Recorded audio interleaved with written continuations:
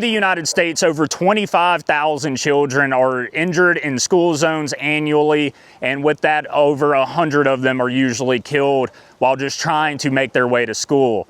As a parent, just saying that statistic chokes me up.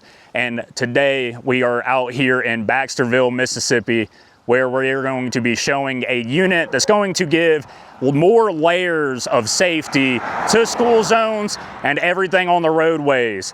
And I'm gonna show you a unique inside look to one of these units. And I'm also here with Dustin, that is with Temple, and he's gonna take me along on an install on one of these units. It's just poor driver behavior in our school zones. Speeding in school zone. All right, guys, so this is Dustin. He works with Temple. You want to give them a little bit of your background in the traffic industry? Yeah, so I started with the city of Memphis, Tennessee as a traffic signal aide, and working there for a couple of years. Moved up to traffic signal tech, was there for about 6 years before making the move over to Temple. And how long you been with Temple now? Been with Temple a little over 2 years now. Great guys? So, oh yeah, for sure. Sure. Come on, tell me the bad. Oh, no. I'll plan. My experience with them too has always been great as well. So what are we doing here today? Installing the AI school beacon unit, swapping out the old time clock.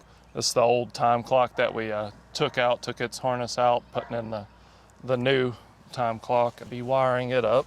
And as a technician, how easy of an installation, especially if you already have, you know, an existing pole and everything here, how easy of an installation is that?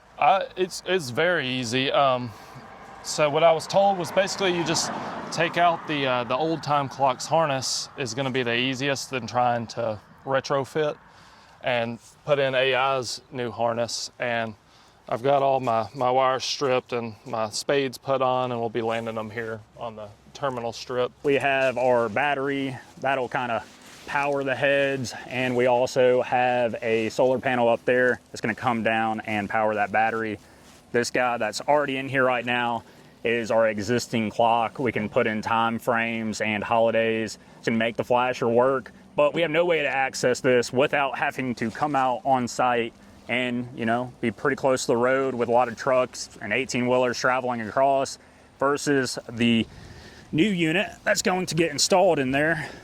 That is from Applied Information. It's one of their glance units. You've seen it in the full traffic signal cabinets. Well, this little guy here is made specifically for these school zone beacons. And not only can we now access and set up our time frames and holidays remotely, but this will also give drivers feedback to the signs that they are incoming well in advance before they actually see the flashing lights. I guess it's that time of the year. I thought they come out in the springtime, but it's still been somewhat chilly here.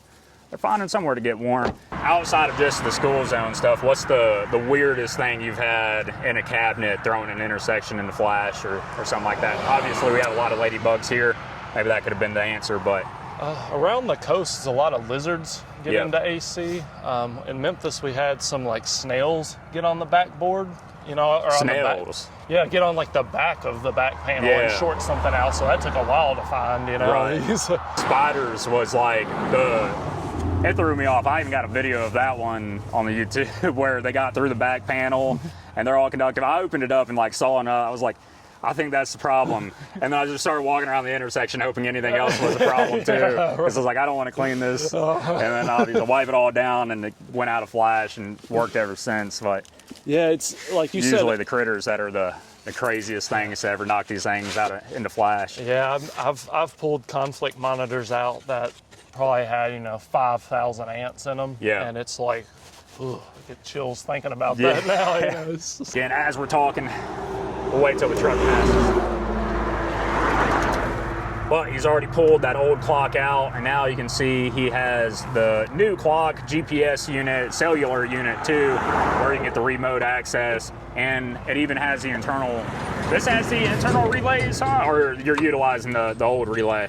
I'm utilizing the old flasher, but this does have internal relays, but it doesn't have the internal like flasher. Yeah, I got you on there. So now, instead of that old clock, it's all going to be utilized there remotely whenever Baxterville school is right there. So instead of one of them having to call a contractor out to come program and set up their schedules every year, which is typically what they have to do, either somebody in their administration, or they can just have somebody remotely with Temple or Applied Information set up all their school times and holidays, everything they need to do to have these flashers working only when school hours are in session. Because if they're working 24/7, well, people are not going to take these flashers serious anymore. So you only want the flashers to come on and work during the school hours when the children are present. And as I ramble, he's already almost got the whole wiring harness installed. So pretty easy setup for the technicians as well that have to come out and work on these units. Specifically, if you don't remove that jumper from the regulator 12 volt, the top right up here over to the lamp 1 positive, it'll pop the fuse and the load Gotcha. on the load side. Makes sense. So the solar controller saying to disconnect load, but I don't know if that's just like an option or if it's wanting me to do that because I know some solar things you have to hook them up in a specific order. Right. This fuse was already popped. I unfortunately don't have any of these. Dang. They're not AutoZone around. Yeah. Or, well, you want me to go over to that other flasher and go rip one out? We can do Yeah, that. that one. So this guy here, gonna be hard to do with a camera, but here, you got that on switch when you hook it up. He actually swaps that fuse in. Turn y'all around. Y'all be able to see immediately the flasher comes back on. So we do know that both indications are good. The voltage and everything for the solar panel and the controller, everything looks to be good outside of that, and the battery, obviously. So yeah, now it's set up like it should be. Are you able to put the timings in and everything, get their schedule? Do you do their schedule, or did they already pre-do the, or well, you need the school schedule? Yeah, they'll do their own schedule, but they send that to y'all and just y'all remotely install that in, or? yeah, or probably for the first time, and then they'll teach them how to, we'll show the guy how to do the schedules. That way they can do them in the future. Now, I don't know if you've seen it before or done it. Do they do like a class or a course with like the school, whoever would be the maintenance guy that's going to have the account? Yeah, it's usually the sales guy. He'll set up something. So Jeff will probably set something up with Matt and for a demonstration. I know Matt's wanting, I'll probably call him tomorrow to show him one of these installs because he just kind of wanted to see what was going on. But yeah, we'll have like a training at the end. Gotcha. So. Education is just as important as putting the devices in. So is maintenance. So hopefully Jeff is pretty, hard on people on that too, saying, hey, your maintenance is just as important as the upgrades, because now it's not always left up to the people that supply everything or the technicians anymore. It may just be somebody that's inside that school behind me that has an account and can set up his own time frames and schedules, but clearly he probably isn't the person that will come out and put an LED and or swap out an LED like this guy here if this went bad. So they need, or even the signage here. So if that sign gets way too faded and everything and an accident happens, well, there's liabilities that can be put on place to the school, about to trip over a bunch of stuff, but not only the school, but even the city, the town, whoever. So hopefully on their classes, maybe we can get into one of those one day and kind of look and see what they go over, maybe even teach one or two. But with those classes, hopefully they go over the maintenance side of things too, because that should be the most important thing in the traffic industry, is keeping up with things out on the road. The little switch here in the top position is on auto, which is what you want to leave it at. Right. The middle is for off, which is self-explanatory, and then Yeah. the bottom is manually on to test it out. Okay. But in glance, once you have it in auto, you can Remotely do it all remotely now. do it through glance. And that kind of replaces this manual switch that they did have here. And that would commonly be used by somebody that's troubleshooting. Say if these indications are bad up here on the sign, they can come in here and without having to pull out their glance account or their clock or whatever and change and fake it around to say we are in school hours even though we're not, we can just flip an easy switch there and start testing out our signals and seeing what the issue might be with one of these beacons.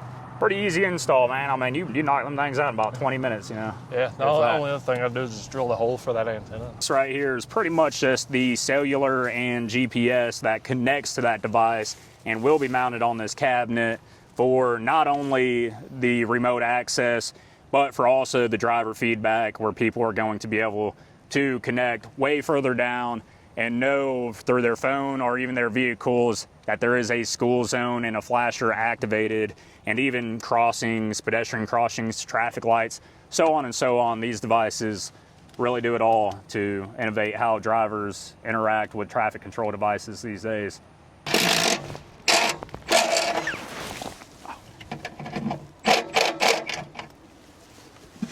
Pretty simple. Most of these enclosures are going to be aluminum. He's just using a step bit on this drill and making a hole big enough to fit this guy inside of it, but not too big because we're not trying to get any water moisture. And then obviously there is a gasket on that guy, and then also coming back with some silicone to kind of prevent any kind of moisture from getting into this enclosure. Kind of funny here, but they removed the old speed limit when flashing and then just slapped up a different speed limit sign and bolted it to that sign. They're real familiar with the MUTCD. Y'all would know that that needs to be replaced. But that's talking about the maintenance too. If everything is bright and shiny right in front of you and looks proper, then the drivers, like these people behind me that are driving through, they're gonna respect it and know to slow down. When it's not, it looks like nobody gave a damn, they typically don't either.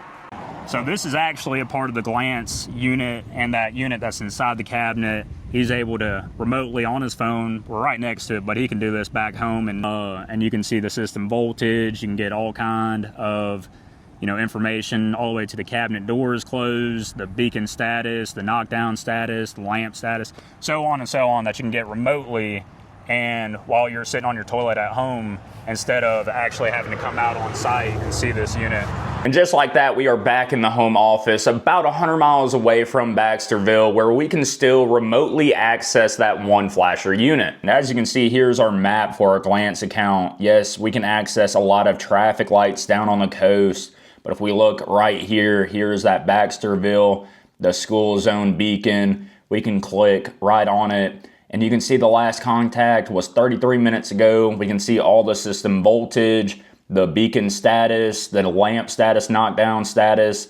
If we hit more details, we can get even more in-depth details to the flasher unit itself, and then even start setting up our school zone schedules. If you're a technician like me, you would understand how game-changing a device like this would be inside of your beacons that you have to maintain. Unlike the old clocks where you got to go back every year, enter in your new holidays, your new school schedules, you got to update the time, make sure it's still accurate. This is running off of GPS to where the time is never going to be inaccurate. It's going to be down to the millisecond for the lifetime of the product or until a vehicle drives into it. And guess what? If a vehicle does drive into it, their warranty is so good that they will have another unit sent out to you ASAP to get you fixed up right away. So on the maintenance side of things, this is clearly a game changer that's going to save you a lot of money in the long run and a huge safety enhancement for your technicians, because you no longer have to send them into those hazardous areas where they have to work on the school zone beacons